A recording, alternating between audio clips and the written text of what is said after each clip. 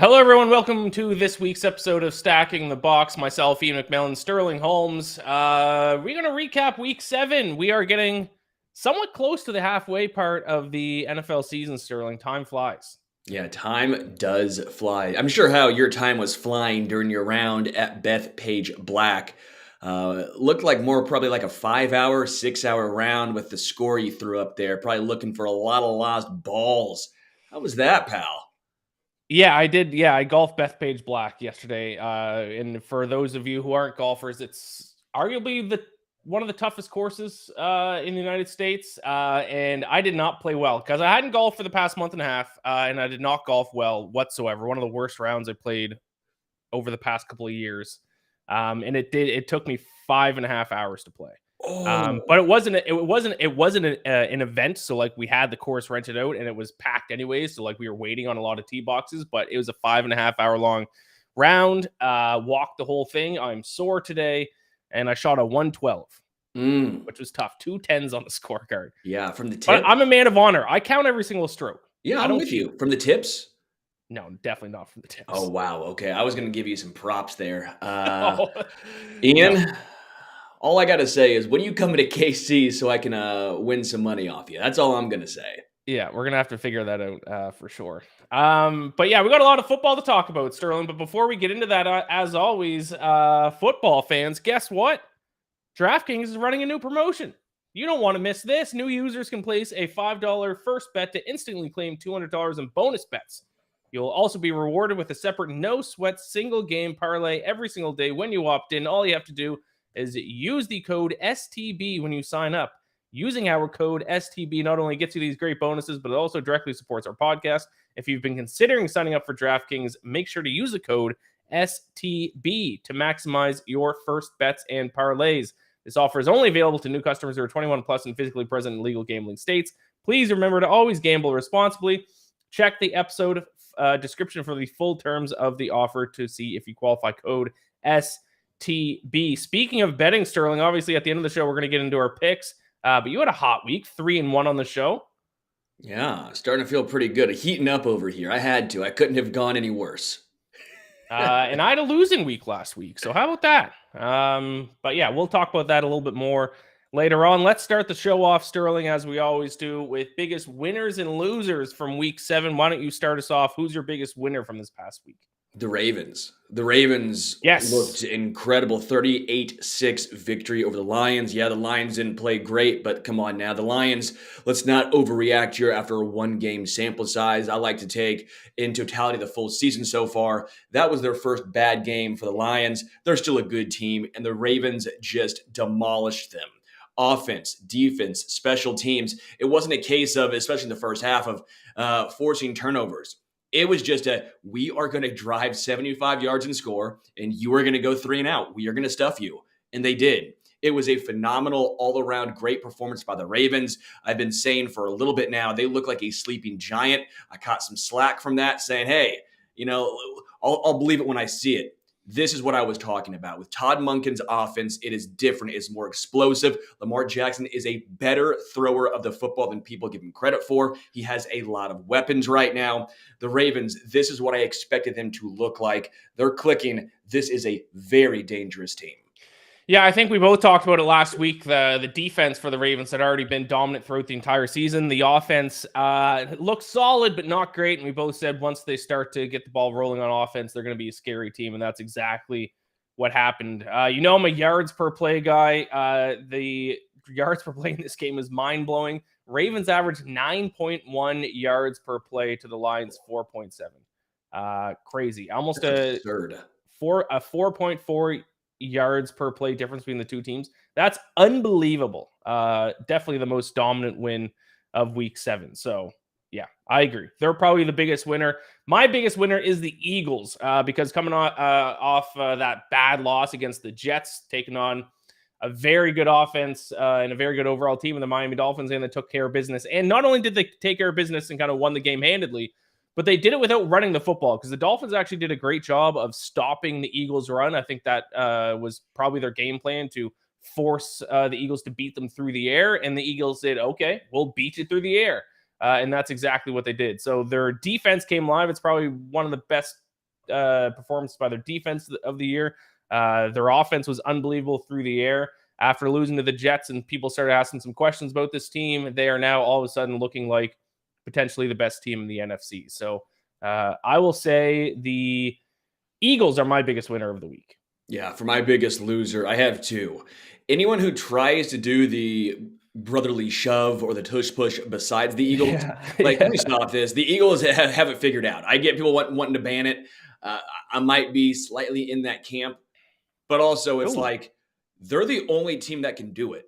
They're the only team that it actually works. Everyone else looks like they've never practiced it before in their life and they think it's just this easy thing. Yeah, it helps when your quarterback, squats 600 pounds. When the offensive line is built for that. The Eagles, any other team that tries to do that, that's the biggest loser. But also people who took the over on Bijan Robinson.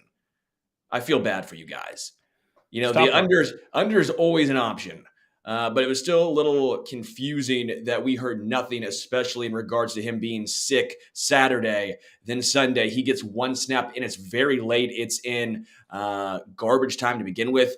A little interesting there. Now, I don't think there's any collusion. Coaches care more about winning than they care about your bets. Let's be real now. Same time, I do feel for folks who had an anytime touchdown on Bijan Robinson. Not ideal. Yes, I muted myself. I'm okay. Yeah, I will say though, your biggest loser is your mute button. I muted myself to cough, and then I forgot to unmute myself. Our friends over at DraftKings Sportsbook, and if you don't have an account, go sign up using code STB, actually refunded people who bet on Bijan Robinson prop bets. So good for them. Now, I will say, though, sure, that's fine, but also there are people who bet the under on Bijan Robinson, too. So I'm not a huge fan of sportsbooks refunding bets. Obviously, it's nice if you did bet the over. But in this scenario, maybe it is a good thing because, I don't know if, and I'm have to kind of talk against my Falcons here, but I don't know if they followed the whole injury protocol thing. And the NFL is rightfully investigating why they didn't have Bijan Robinson on the injury report. If the NFL is going to be in bed with betting and the betting world, they need to crack down on teams who don't have accurate injury reports. So I think the NFL is rightfully investigating that. Now, Bijan Robinson did carry the ball once with, I think it was like 30 seconds left in the game or like late in the game. And that might have been just to kind of bypass those because the Falcons can say, hey, we did play him. He did touch the ball once. But not a great look for the Falcons. If he did have a migraine, if it's true that he wasn't feeling well, that should have been made public information before the game started. I agree with that. Yeah. My biggest loser is the referees.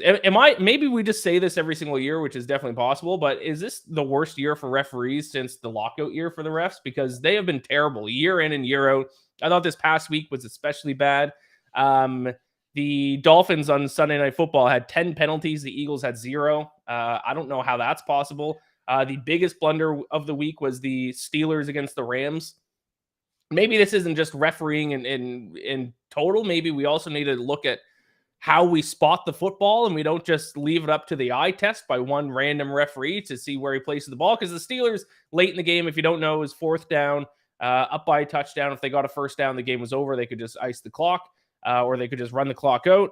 They ran a quarterback sneak. Clearly did not get a first down. And then the referee spotted the ball about half a yard further up than where it should have been. Was enough for a first down by an inch. Game over. Rams couldn't challenge because they were out of challenges, and it wasn't down to the last 2 minutes. It was like 2 minutes and 30 seconds left. Game over. That was a massive blunder by the refs, and I'm seeing all season the refs have not been good. I love how Top Golf can put these microchips into every single ball so you can see how far you hit it, the spin rate, the access, all this stuff. Right. And football's we're just going to have a dude who's trying to look at 22 different guys on the field at the same time in the midst of a huddle as they're just right there. You can't see the ball at all. And he's going to randomly guess his best estimate of where the football is. There has to be a better way to do it. I mean, it's absurd. Seriously, it's absurd. That has always blown my mind in regards to the ref situation. I think it's always been this bad. But also part of me says, it's such a hard job. It's a thankless job. no one really is ever like, you know what, that was a really well-reffed game. Very, very rarely. They're looking at dudes who are 300 plus pounds. They're looking at guys who run 4.3s, 4.4s, and they have to make a judgment call in the midst of the moment. It's very hard. I'm not going to pretend like it's a very easy job, but again, something needs to change, whether it's someone from, like, why not have someone who watches the game from like the all 22 from up top say, hey, now pick that flag up. That's not a penalty. Right. Like a couple penalties last night in the Vikings-Niners game. There was one or two against Javarius Ward where it was clear OPI, and they called it against Ward.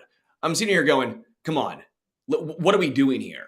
This is obvious. This is clear. Tell the ref, hey, you got it wrong. It's okay.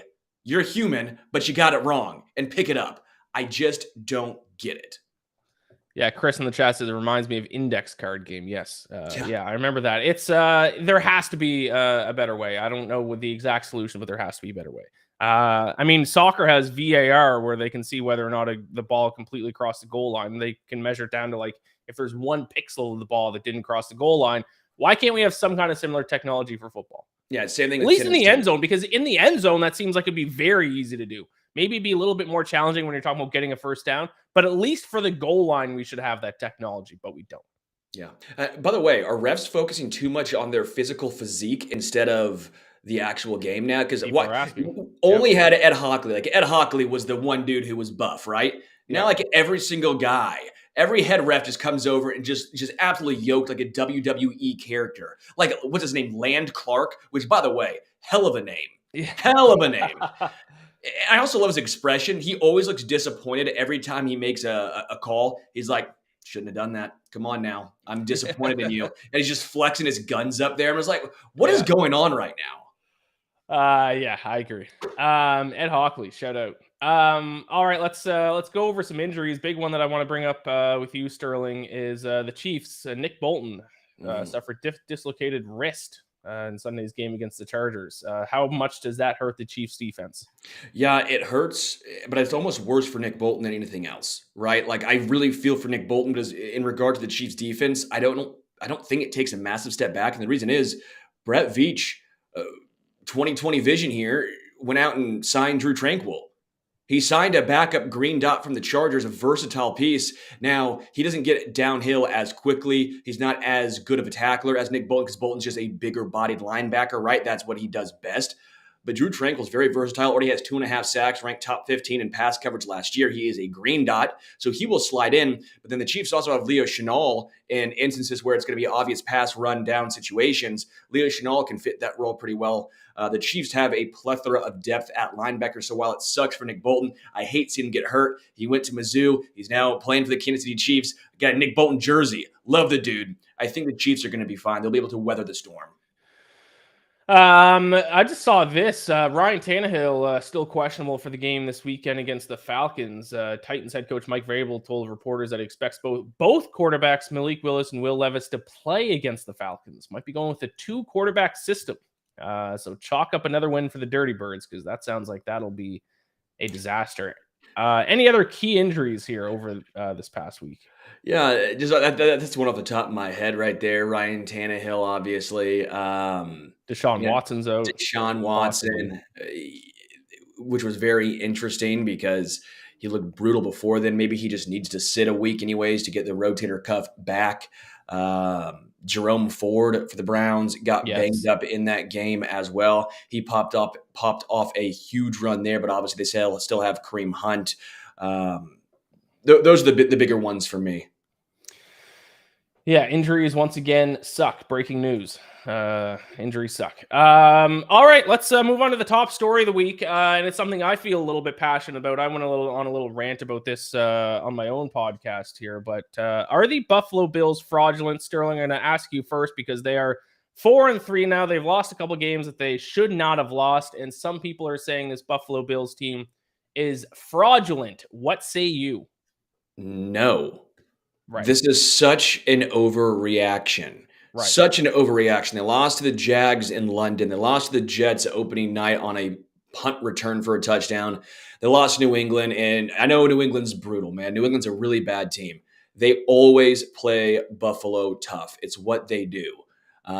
They have their number almost, if you will. I am not worried about the Bills. If you want to have some question marks in regards to Josh Allen, how ever since Brian Daboll left, he seems to revert at least a little bit back to some questionable throws. I'll entertain it. But let's be real now. When you have one of the top quarterbacks in the NFL, when you have one of the top wide receivers, you have one of the top complete teams. I don't care if you're 4-3. I don't care. You are up there. No, people who say they're frauds, it's such an overreaction.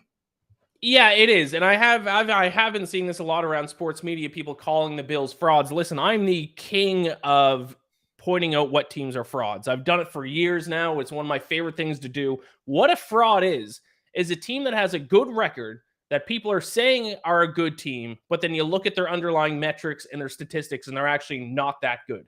The Bills are kind of the opposite of that because they have a not so great record at 4-3, but all of their metrics are very good. So I don't know what the argument is that they're frauds. They don't have a great record. Their metrics are good.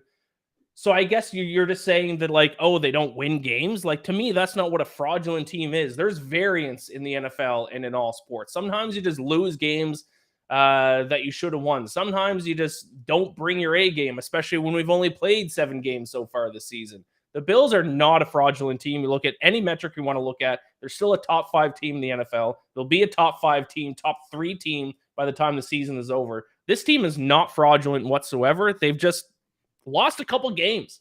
We're through week 7. We got to settle down. Yeah, I get so tired of the overreactions. I just 1 week in, like Miami, right? When they put up 70 points to the best team of all time, best offense of all time, they lose next week. Oh, they're bums, they're fraud. Like, calm down. Right. Like, let's have some sort of nuance here. The Bills are a really good team with a record that, quite frankly, doesn't reflect how good they have been so far. By the way, crowning yourself king of frauds. You're more like a duke to me, maybe a prince of frauds, an earl even. I rightfully point out the most fraudulent teams in the NFL every single year. Okay. And I'm proven correct every single year. And I do it in hockey. I do it as well. Bruins last year, biggest frauds. What happened? They lost in the first round to the Panthers.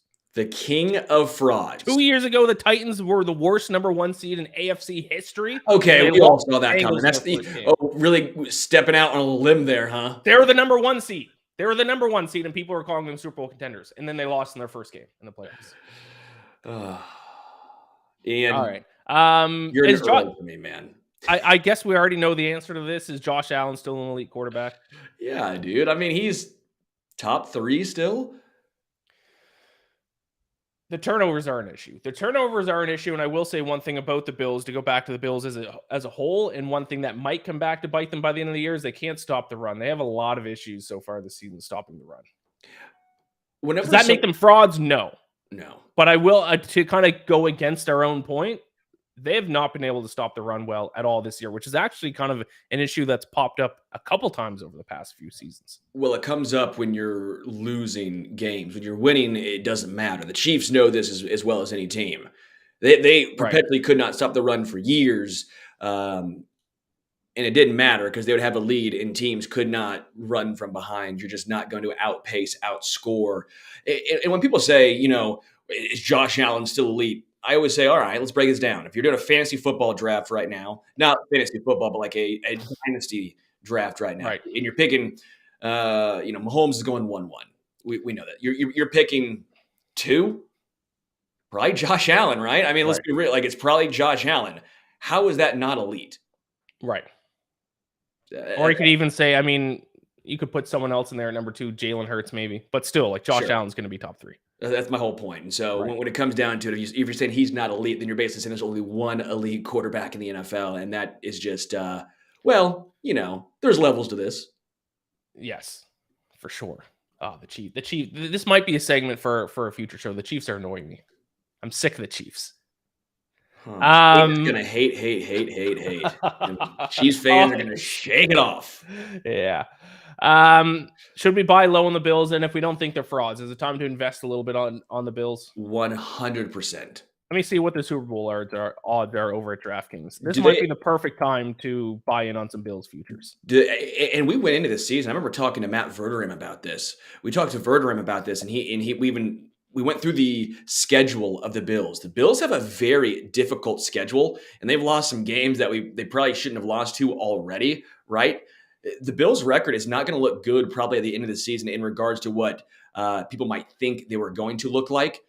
That's a dangerous playoff team, though. And that's what it comes down to. Once you get into the dance, what are you looking like? Because losing in London to a team that's been over there a month does not move the needle to me. Losing to a team that perpetually plays you tough with Bill Belichick and the Patriots, no matter how bad they are, that doesn't move the needle for me. The record might be a 10-win, an 11-win team. But you play them in the playoffs, that's not a team you want to play. Yeah, I agree. 14-1 to win the Super Bowl over at DraftKings Sportsbook. That is worse odds than obviously the Chiefs, 49ers, Eagles, Dolphins. Not super surprising there. Worse odds than the Cowboys. Who would you rather bet on the Cowboys? Who would you rather bet to win the Super Bowl right now? The Cowboys at 10-1 or the Bills at 14-1? Oh my gosh, it's the Bills, not even close. The Cowboys play in a brutal NFC. They should have a much easier path, and I still wouldn't touch them with a 10-foot pole.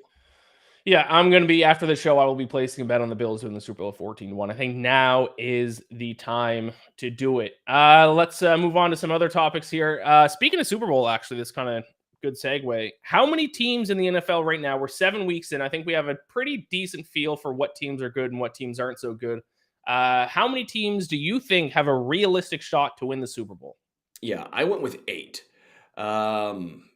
Should I be cliche? 32. Yeah. Until you're out, you still have Right. a chance. Right. Until the clock hits 0, you play. Now, Come on. Sorry, Cardinals fans. I feel for you, but Kyler Murray, when he comes back potentially in December, isn't going to move the needle that much. I'm going with 8. I have the Chiefs, the Ravens, the Dolphins, the Bills, the Eagles, the 49ers, the Lions, and then my surprise team, the Bengals. I know you're probably not big on the Bengals. I know a lot of people are probably out on the Bengals as they sit there at 3-3. Man, they've been so solid year after year as the season goes on. They have started off slow multiple times now, and people count them out. I did last year, and what do? They find a way back. They're a good team. Joe Burrow is going to get healthier as the season goes on. You're going to see T. Higgins. He's back now, right? He was injured, missed a good chunk of the season. They're finally getting Jamar Chase more and more involved. I'm not saying they're a great team, but to say that they don't have a chance to win the Super Bowl after what they've shown us the past few seasons, I think is a little overreaction. So they're my 8 team, the Bengals. Yeah, I absolutely disagree with that. But I will say, I mean, the Bengals coming off a bye week, if Joe Burrow was able to get a lot more healthy off the bye, then sure, it's possible. I do not have the Bengals on my list. I do have the same amount of teams though. I have 8, and we actually have very similar lists. There's only one team that I have on my list that you don't have on your list, and vice versa. I don't have the Bengals. I put in the Seahawks. So I have Chiefs, Ravens, Dolphins, Bills in the AFC. I think those are the only 4 teams that have a realistic shot at winning it. And then the NFC have 4 teams. It's the Eagles, 49ers, Lions, and Seahawks. Why do you not have the Seahawks on your list, but you have the Lions, whereas the Seahawks beat the Lions earlier in the year? You're telling me right now. I get it, but I always hate the one game sample size of, they beat them. They have to be better. I think it's all you have to go off of right now, obviously. So I understand if you are a fan of the Seahawks and they beat the Lions, you're sitting here going, well, come on. The only thing we have, I know, but let's be real now. The Lions are a better team. The Lions are a better team. I don't know if I agree with that quite. And I will also say, sometimes matchups matter. The Patriots. Oh, that's definitely true. Against the Bills, right? No one said the Patriots are better than the Bills, but the Patriots are a bad matchup for the Bills. Same can be true for the Seahawks and the Lions. I just think the Lions overall are a better team. I'm not in on Geno Smith necessarily taking him to the promised land. They make the playoffs. I'm not going to argue with you there. Same reason why I think a little different reason, but the Jags are going to make the playoffs, but only the Jags have a realistic chance of winning the Super Bowl. Same thing with the Seahawks. They'll make the playoffs. I just don't see him making any sort of noise. You're telling me right now, you see Geno Smith go up against the Niners, go up against the Eagles, and you're saying, that's going to go well. Now there's a certain fan base that's probably watching this and screaming at us because there's one team that neither of us have on this list of 8, but this team is 5th on the odds list to win the Super Bowl. That is the Dallas Cowboys. Neither of us have faith in the Cowboys having a realistic shot at winning the Super Bowl. No, honestly, I was about to put the Vikings over the Cowboys. Yeah. I seriously thought about the Vikings because I've been pretty high on the Vikings all season long, even when they were, 1-5? 1-4, 1-5, whatever it was. I think that they are a talented team that last year 1-4. they were 11-0 in one-score games. This year, they were, 0-5, before last night, something like that. The Vikings are a solid team. Justin Jefferson will come back at some point. The NFC is down. I don't think the Vikings are out of it by any means, but I couldn't quite put them in this list. I think they're just on the cusp, on the outside looking in. But I would have the Vikings over the Cowboys, in my opinion. Yeah. kind of a hot take by both of us, but we both agree on it. I have no faith in the Cowboys either. I've been pretty vocal about being anti-Cowboys all season. Sure, they have the talent. I don't think they have the coaching. I don't think they have the quarterback to do it. So yeah, neither of us think the Cowboys have a legitimate shot. That'll be interesting. Is the Charger season over at 2-4? Tough loss this past week to the Chiefs.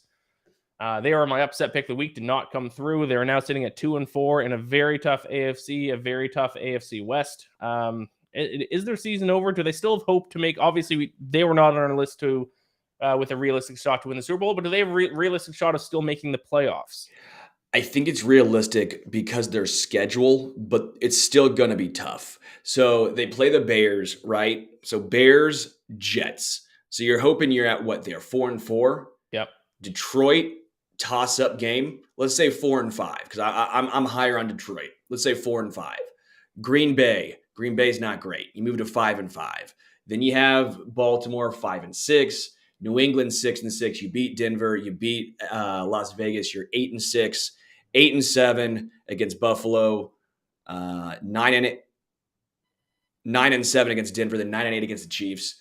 Man, I don't think 9 wins gets them in. I don't think 9 wins gets them in. They have some really easy games in there, but then they have some tough ones. I mean, again, obviously the Chiefs, but Buffalo and Baltimore and Detroit. It's like they played some great teams and then some brutal teams, but not much in between them.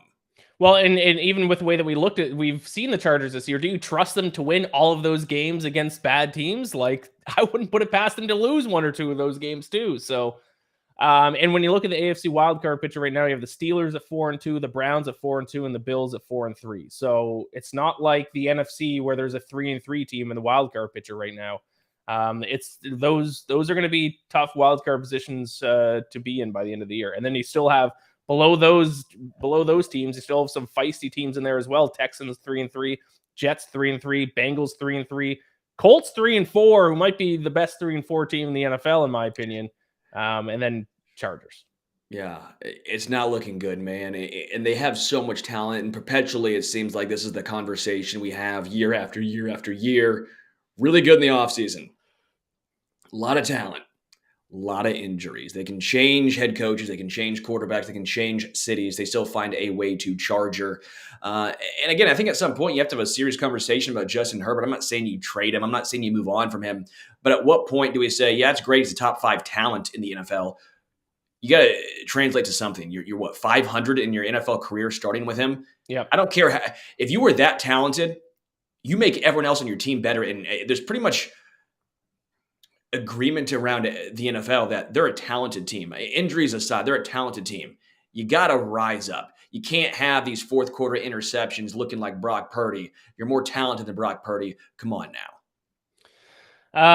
If you were the Browns, speaking of potential AFC playoff teams, would you continue to roll with PJ Walker over Deshaun Watson? Because Deshaun Watson is a shell of his former self and has looked terrible. And I know this is kind of a cliche thing to say, but he's not playing with any heart. Like it honestly looks like he doesn't care when he's out there. Yeah, it looks like he took the money and run. I mean, like it looks bad. It's the opposite of Baker Mayfield. It's the opposite. It's the anti-Baker Mayfield, where Baker Mayfield, he was fighting through injuries. He wanted to be out there. I still remember that run he had when he had the rotator cuff, and he led with that shoulder, trying to pick up a first down. And then you got rid of him for a guy who does not care. No, Doesn't and care. some of the interceptions he throws are unbelievably bad. I mean, just atrocious. Just atrocious. But I don't think you can go to PJ Walker. As long as Watson is healthy, which is a huge question mark, maybe he needs to sit another week. You can't get out of this contract. You're tied to him. Just like Denver and Russell, you're tied to Watson. As much as it sucks, worst contract in NFL history. As much as it sucks, Yes. and we'll talk about the contract in a little bit, but just as much as the talent perspective here and what you have to do, you can't move on.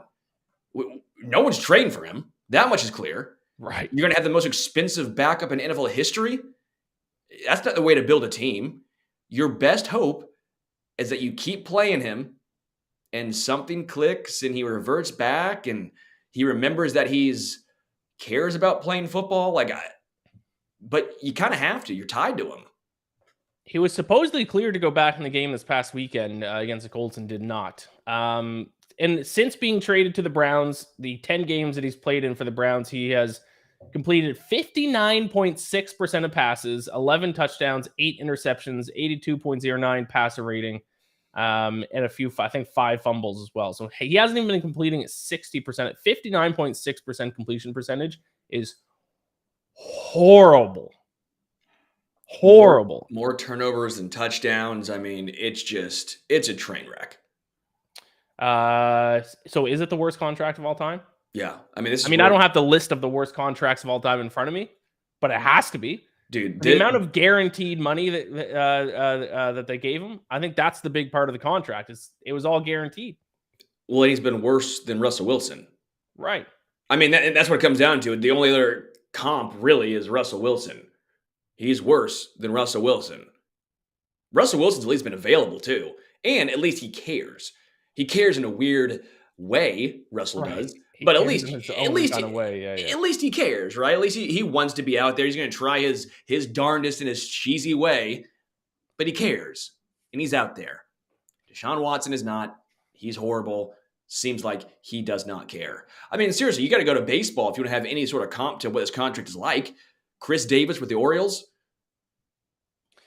Yeah, I just looked up, I just Googled just to see what Google would tell me. Worst contracts in NFL history. This website says number 1, Albert Hainsworth, which is a notable one. I do remember that. He was the first NFL player to sign a $100 million contract. Only $41 million of it was guaranteed, though, and he stunk with Washington immediately after signing a huge contract with him. But still, that's not even close to being comparable to Deshaun Watson in his guaranteed contract at a much more important position. And not only is it the contract, it's the trade that they gave up for the Texans to get him in the first place, just for the ability to sign him to that huge contract. CJ Stroud would be such an upgrade. Contract, future, everything over Deshaun Watson. But the Browns decided this is the fix. They traded 3 first-round picks. I didn't remember they gave up this much. They gave up 3 first-round picks, 2022, 2023, 2024, third-round pick in 2023, and then 2 fourth-round picks in 22 and 24 for Deshaun Watson. And then they signed him to the worst contract in NFL history. Wow. I'm glad I'm not a fan of the Cleveland Browns.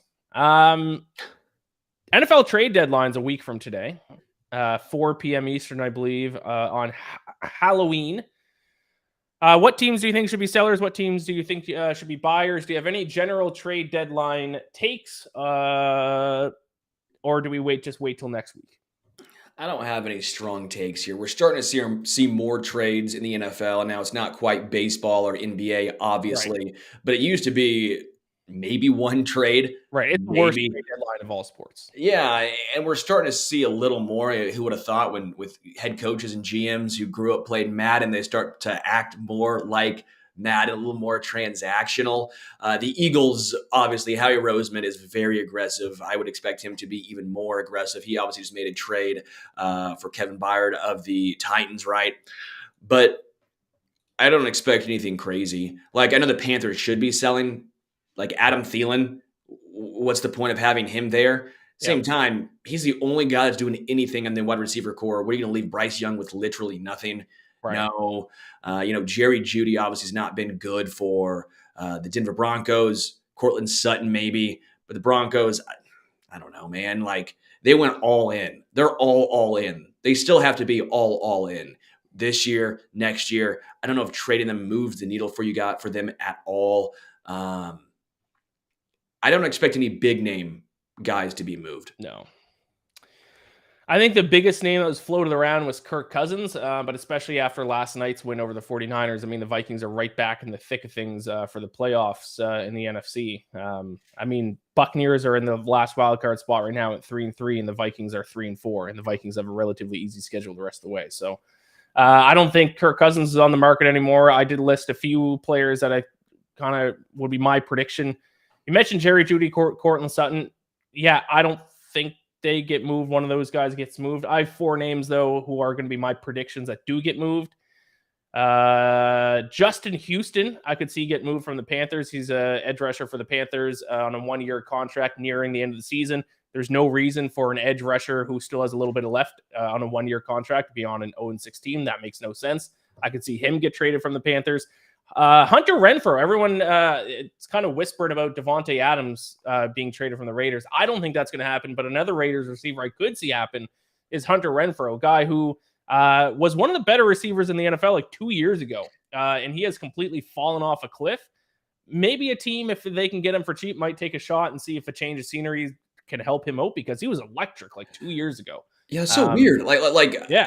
He immediately was bad. So solid. And I don't know if it was bad or if it was a case of the Raiders just stopped using him or, Yeah. I mean, obviously Devontae Adams, then Jacoby Myers has taken over that wide receiver 2 spot.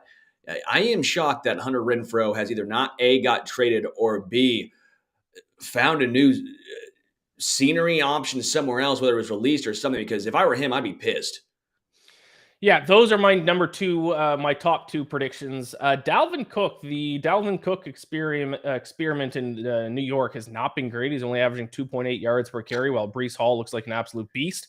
So I wouldn't be shocked if the Jets end up trading him to someone else who needs a running back. And then Jordan Hicks, linebacker for the Vikings. Once again, Vikings may not be looking to move pieces. They might not be sellers after upsetting the 49ers last night. So that one could be a little bit of a stretch as well. But if Vikings do trade someone, I could see them getting rid of Jordan Hicks, the linebacker. So, but my 2 biggest predictions, Justin Houston and Hunter Renfrow. Yeah, the other name I thought about as far as a bigger name, which I'm not a huge fan of, is Hollywood Brown. I think Hollywood Brown, he's heading into the last year of his rookie deal. Yep. Obviously already been traded once, right, from the Ravens to Arizona. Arizona Right. going nowhere fast. Arizona, if they're not going to re-sign him, you trade him.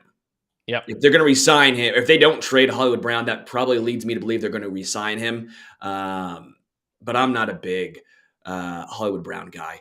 He does not, because he's going to get 20 plus million per year. And that's not a type of guy that I would give 20 plus million a year for. Chris asked a question here in the chat, Sterling. Would you give up a pick and Sky Moore for Jerry Jeudy?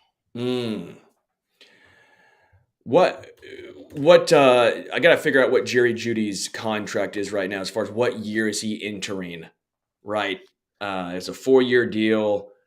1, 2, because where was he picked? He was picked first of all, he's the 5th-year option, so he's in the 4th year. So you have to pick up the 5th-year option for $12 million. I think I would. I'd consider. It depends what the pick is, obviously, but you have the 5th-year option in there, right? Would you like to see the Chiefs generally go out and try to get a receiver? No, not really. But Definitely I think it's an intriguing one. Again, the Chiefs, they're building this the way the Patriots did to an extent, right? Where they're going to spend a lot of high draft capital in the defense. And the Chiefs have tried at wide receiver with a couple of second-round draft picks. They've just not hit so far outside of Rashee Rice, who, by the way, looks really, really good. He does. I don't see them doing this because I don't see them, again, giving a large contract to Jerry Jeudy. And they're trying to find cost-controlled players. That's what it comes down to. And Jerry Jeudy's only cost-controlled for 1 more year. Yeah, there you go. Mike in the chat says Hollywood Brown is overrated. I feel like he's having a pretty solid season for Arizona. He's been pretty good. He's been fine. And I don't think anyone's saying Hollywood Brown is like an elite receiver. He's fine. All right, let's move on to previewing week 8 games.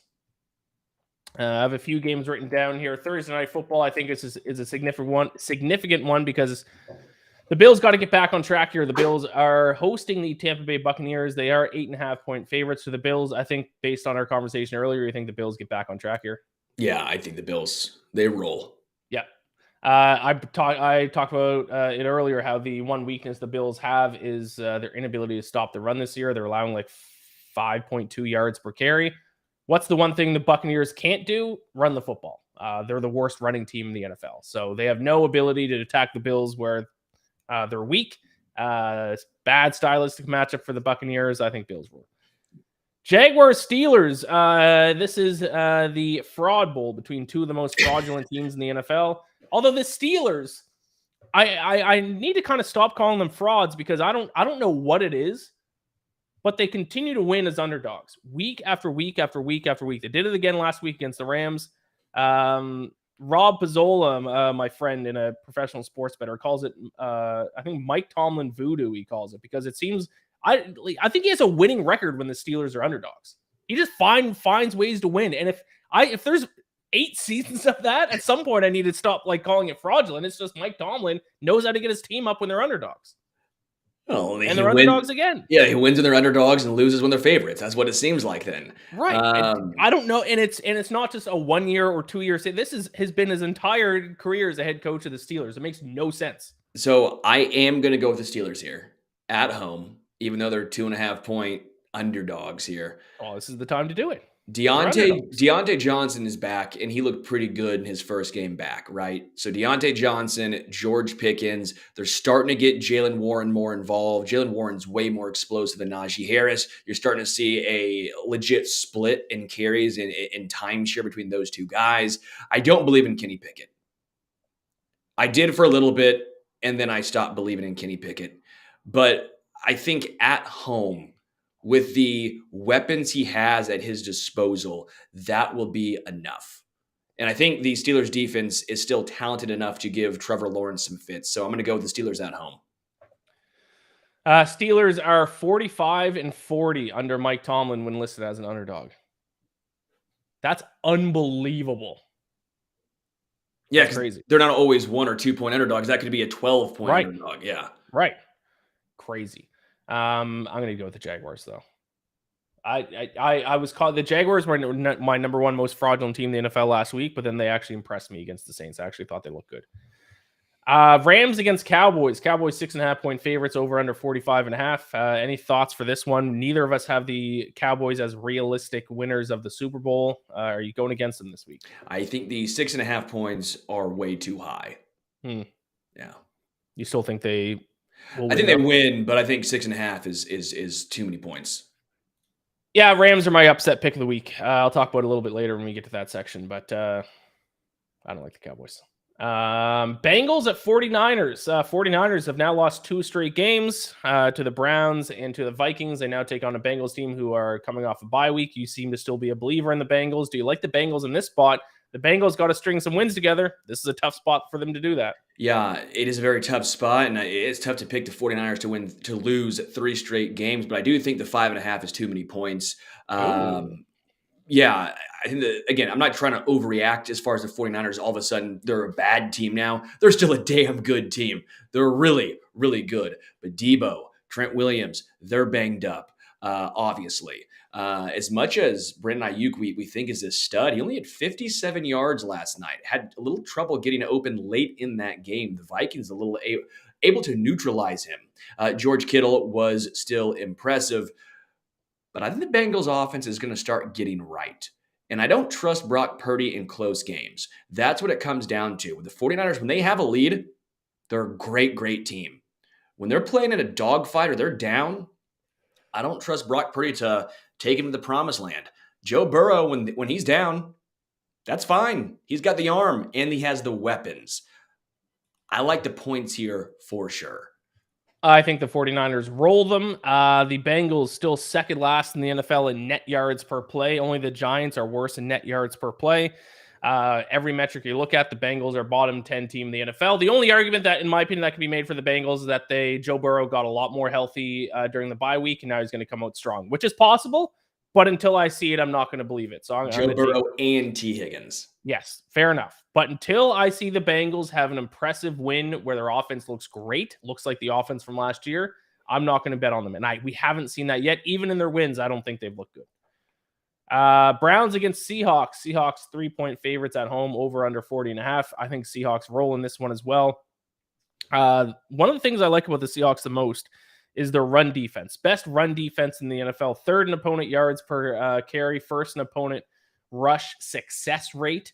And the Browns get like 48% of their offensive yards on the ground, which is the highest mark in the NFL. So if the Browns can't run the ball, and if the metrics hold up, they won't be able to run the ball in this one. I don't know how they can keep it close with the Seahawks. I think Seahawks win big. Yeah, I don't have a ton of strong thoughts on this one. I have zero idea how to pick the Browns. I've when I go against them, they win. When I go with them, they do nothing for me. Seahawks, I'm not a huge believer in. Again, I don't think they're a bad team by any means, but I think they're just a team. They're fine. They're a 500-ish team, 9-8. Probably make the playoffs, but they don't move the needle for me. I will take your word for it on this one, but a blowout seems a little strong. Any thoughts on your Chiefs this week? Chiefs 8-point favorites in Denver. A rematch. I mean, I don't like it when two teams play against each other like twice in 3 weeks. Isn't that the case? Didn't they just play? They did. Broncos. It was Broncos, Chargers, then Broncos again. The Chiefs covered last time against the Broncos, although it wasn't a pretty cover. It was a very low-scoring, ugly game. Yep. That seems to be the case with a lot of AFC West games. I hate taking the Chiefs as 8.5-point favorites. That's just a lot of points to give up when you face a team 2 times in 3 weeks. But the Chiefs look like they got right. And that's the difference. The Chiefs looked like they got right against the Chargers. So in this one, I do think they cover. Do you have any thoughts on either of the I'm taking the Broncos, by the way. It's ugly. I hate it, but I'm going to take the Broncos. Congrats on taking the Chargers last week, too. Did that work out for you? Or? It did not. Okay, I just want to make sure. It did not. Do you have any thoughts on the two not a great Sunday Night Football and Monday Night Football games this week? Sunday Night Football is Bears, Chargers, ugly. And then Monday Night Football is Raiders, Lions. Any thoughts on either of them? Chargers, Lions, baby. Mike says, as a Chiefs fan, I'm worried about the Broncos. 17 straight is really tough to do. Yeah, obviously 17 straight is very tough to do for a team to beat a team 17 straight times, but that doesn't have an effect on this game. If you flipped a coin 17 times and it landed on heads 16 times in a row, it landing on heads is still a 50-50 shot the 17th time. The past 16 times don't have any impact on it. Same with sports.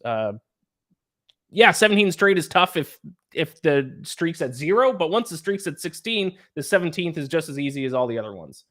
With that being said, he does say it's a trap game for them. I wouldn't be blown away if the Broncos find a way to win this game. The Broncos have looked better the past few weeks. They held tough with them. I would be blown away. Would you? Okay. Oh, I would be beyond shocked. The Chiefs looking like they did against the Chargers, and then all of a sudden the Broncos doing that. Yeah, I would be shocked. The Broncos, my argument would be the Broncos have looked a little bit better the past few weeks than they did the first few weeks of the season. The Chiefs have had issues stopping the run. I would say that's the biggest weakness for the Chiefs, and that's what the Broncos do the best. And we've seen in years past for these kind of bad teams to beat the Chiefs, what happens is they're able to run the ball successfully and keep Patrick Mahomes off the field, and then they squeak out a win late in the game. I think it happened against the Raiders a couple years ago, if memory serves me correct. I'm not picking the Broncos to win, but I wouldn't be shocked. They have weirder things have happened. They have scored 19 points, 8 points, and 21 points in the last 3 games. Their defense is the Broncos. Yeah, the defense has looked a lot better though. The defense, I know the Chiefs covered, but their defense kept the Chiefs in check a couple weeks ago in Kansas City. That's a fact. That's a fact. We're not. We're just not going to agree on this one, my guy. All right, let's wrap up with our picks for week 8. I mentioned at the top of the show, Sterling, you had a great week, 3-1. Gave out 2 spread picks. You got a little greedy if you would have just stayed with one, and if you picked the right one, you would have had a perfect week. Because you did hit Browns -2 versus Colts, but you lost going against my Falcons. I mean, lesson learned. I think we can all agree with that. Don't bet against the Dirty Birds. Your total bet hit as well. You had Ravens lines over 42. Ravens basically covered that almost by themselves. Your upset pick of the week hit as well. Thursday Night Football, Jags over Saints continues to be your strongest thing is picking upsets. So another upset winner for you there. I went 1-2. Bad week for me for my best bets in the show. I did hit Ravens over Lions, and that hit by 1,000,000 points. But my total lost. I took Dolphins Eagles over 52. That looked great right up until the end. That was a bit of a heartbreaker. Even DeAndre Swift had almost scored on like the last offensive snap, and he got tripped up. Yeah, old boy needed that too because I had a bet on a anytime touchdown for Swift to cash a pretty large parlay. So I was a little salty there. Yeah, it was a tough one. And my upset was Chargers over Chiefs, which we don't need to talk about. That was bad. All right, let's give it our best spread total and upset pick for week 8. You're going with 2 spread picks again? Oh, yeah. I got to try and catch up to you. I got to catch up to you. I've been so bad, so it's time to get a little more aggressive here, if you will. I'm going Rams plus 6.5 versus the Cowboys. I talked about it earlier. I think that's way too many points to give up. I like the Rams in the situation. The Rams offense with Puka Nacua and Cooper Kupp is really nice, man. The ability that you have no idea who he's going to. You take one away, take Cooper Kupp away. Okay, yeah, Nakua's going for 150. That's what happened last week. I like that. And then Vikings in a pick'em game versus Green Bay. I've talked about it. I think the Vikings are back. Jordan Love continues to make interceptions, bad throws late in games. I like the Vikings in a pick'em game here. I thought that's a little crazy. I'm sure it'll probably swing the Vikings' way if I had to imagine as the week goes on. But right now, give me the Vikings in a pick'em. Yeah, I'm on that Vikings pick as well. They were 1-point underdogs last night. This morning it's a pick 'em, and now we're even seeing some sports books put it at Vikings -1. DraftKings still has Vikings at +1. So yeah, you can get some plus money depending on what side you want in that game. But I do like that. My favorite spread bet is Seahawks -3 against Browns. I talked about earlier. I think it's a stylistic nightmare for the Browns. No team gets a higher percentage of their offensive yards than through the running game than the Browns. And now they have to face the best rush defense in the NFL. And yes, Browns defense very good, but even just generally, I don't know what's going on with their offense. Jerome Ford is hurt now. I guess they're just going to hand the ball to Kareem Hunt all the time. Deshaun Watson stinks. PJ Walker, while he has heart, he also stinks. So I'll take Seahawks -3 against the Browns. Best total bet of the week. You're double dipping in the Vikings-Packers game. Yeah, over 43 seems a little low. Vikings offense, I believe in. I get they only scored 22 against the Niners. The Niners have a very, very good defense. They move the ball at will. They should be able to move the ball at will again against Green Bay, which, by the way, that was my best bet. I had Kirk Cousins 300+ yards and 2 touchdowns last night. That was a nice little salty one. I expected to be more garbage time than anything else, but it doesn't matter how you get there as long as you get there. But I think the over in this game looks pretty tantalizing. Jordan Love slings the ball while he's not super effective and he's prone to throw a bad pass here and there. I still think they'll score a couple times against the Vikings defense through the air. So give me the over here. All right, I don't mind that. I'm going with the ugliest over bet on the board this week. Jets Giants, the Battle of New York, over 36.5. Extremely low total. This might be the lowest total of the season, and for a total this low, in my opinion, both defenses need to be elite. I know neither offense is great either, but for a total of 36.5, I need both offenses to be bad and both defenses to be good. And not the case in this game. We know the Giants aren't a good defense. I don't need to make the argument for that. But the Jets defense, which I was a huge fan of, actually hasn't been very good this season. If you look at opponent yards per play, they're middle of the pack. They're like 15th or 16th. Opponent EPA per play, they're like 14th, I think. Statistically, they've been an average defense, even though everyone's still praising them to be an elite defense. I was all over the Jets defense last year. They were top 3 in almost every metric. This year, their metrics are very middle of the pack. So I don't think either defense on this team is good enough to justify a 36.5 total. I'll go over 36.5 Giants Jets. Yeah, I like that actually. Upset of the week. Sterling, you are red hot with the upsets. Ooh. Yeah, you and I both went Oh, bold. I just saw what it was. Yeah, Okay. you and I both went bold this week. We didn't take a 2 or a 3-point upset. We went with some big boys. I went with the Bengals over the 49ers. I talked about it. I think it's too many points. I like the Bengals in this game, man. Coming off of a bye, Joe Burrow getting healthy. It was hard for me to pick the 49ers to lose 3 straight games. But Brock Purdy has really struggled the past 2 weeks. I mean, after we sang his praises, saying maybe he's actually better than we're giving him credit for, he showed, no, you guys were right to begin with. He's just a guy. He's just a dude. And Kyle Shanahan, got to give him a ton of credit. Look what he's done with Nick Mullins, CJ Beathard, Jimmy G, Brock Purdy. He still finds ways to win 12-plus games a year. Give me Shanahan, but don't give me Brock Purdy. Give me the Bengals and Joe Burrow, a healthier Joe Burrow in this one. It's a bold move. I respect it. I'm a bold man, Ian. I said earlier I'm going to go with the Rams. I think the Cowboys are like a slightly above average team, and I think the Rams, as long as Matt Stafford and the receiving core is healthy, is dangerous to beat any team in the NFL. Their defense has some issues, that's for sure. The Cowboys certainly have the better defense. I'm not going to argue that, but I think the Rams are live in this spot. That'd be a nice little parlay. Picking the Rams and the Bengals. Well, let's do it up really quick over on DraftKings Sportsbook. And if you want to tail this underdog upset parlay, sign up for an account at DraftKings Sportsbook. Use the code STB and you get $200 in bonus bets and free or sweat-free same-game parlays that you can use. And your first $5 bet might as well be a parlay on the Rams and the why can't I Rams plus 210. And you're going to go Bengals. The Rams and the Bengals. Bengals plus 195. That's a plus 814 parlay. You bet $5 on that. You win $45.72. Do we do it? Do we get bold? I'll do it. I'll do it. Even though, I mean, I'm on the 49ers to cover, but I'll put $5 on it. Yeah, who cares? And you, the viewer, should as well with your code STB. And if it doesn't hit, don't blame us. Yes, correct. And that leaves us with Survivor. Sterling, you are still alive in our little mini Survivor pool. I have not been alive since week 3. You picked the Seattle Seahawks this past week, so I'm going to list off the teams you cannot use. And as we've talked about, the longer you survive in our Survivor pool, the better the prize I will give you. So you cannot use the Commanders, the Bills, the Dolphins, the 49ers, the Lions, the Rams, the Seahawks. What are you going to do this week?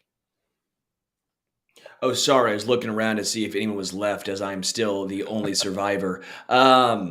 It's too bad I used the Commanders already because I really wanted to use Washington. You know, they're playing some great football right now. Obviously, I'm being facetious. Give me the Chargers. Chargers over the Bears. Yeah, I've been fading the Cardinals, and that's worked for me the most of the season. But Cardinals play the Ravens, and I might want to use the Ravens a little later on in the season. Chargers are 2-4. I think they're a better team than this, but the Bears are atrocious. I like the Chargers here for my survivor. Yeah, I like that. I would go Chargers as well if I was still alive, but I'm not. Should I switch it then? Because you're out. I don't know if that's... Yeah, maybe you should. Is this sabotage over here? The other team I was looking at potentially is the Colts over the Saints. I hate the Saints. The Saints were one of the most... I felt physical pain watching the Saints play offense last week against the Jaguars. Yeah, it just dump it to Alvin Kamara every single play. Since he's come back, every game has been like 15 receptions for 38 yards. As a man who likes to take the 8+ receptions on Alvin Kamara on DraftKings, I don't mind too much. Yeah, fair enough. Heads up, I had a chance to sit down with Javon Curse, and the Javon Curse interview for the audio side will be coming up right after this. It'll be live on YouTube after the show. It was a lot of fun, man. Javon Curse was great, very entertaining, energetic. The freak, man. I mean, he was 6'5", 265, and ran a 4.43. Imagine being a quarterback. That is absurd. But yeah, that interview was a lot of fun talking with him. So that'll be up next. There you go then. So yeah, if you're listening to the audio version of this, that will start here in 30 seconds. And if you're watching YouTube, go to the channel and that interview will be live. Speaking of which, if you are watching this on YouTube, subscribe to the channel, like this video, rate and review the podcast, all that good stuff. Follow us on Twitter. I'm at Iain MacBets, IAINMAC Bets. Sterling, you're at Homestretch KC. Any final thoughts? I can't wait to play you in golf, and I can't wait to play you in golf when you send me a new Titleist driving iron. There you go. We'll see. Well, yeah. We are going to do it this summer, but I don't have a lot of reasons to come to Kansas City, to be honest. We'll figure it out. Me. Come on now. Sure. I think why don't you come to New York? There's a lot more things to do in New York and a lot more reasons for you to come to New York than for me to go to Kansas City. Try and trap a mega rat? Like, I don't know. We'll go for a round of golf at some point. Maybe I haven't just been sandbagging you. Maybe I'll go out and shoot a 72. Can't wait for that. All right. Thank you all so much for watching. This has been the NFL Week 8 episode of Stacking the Box. Best of luck if you do decide to bet this week. And if you do sign up for DraftKings Sportsbook using the code SDB. Thank you all so much for watching. We'll talk to you all next week.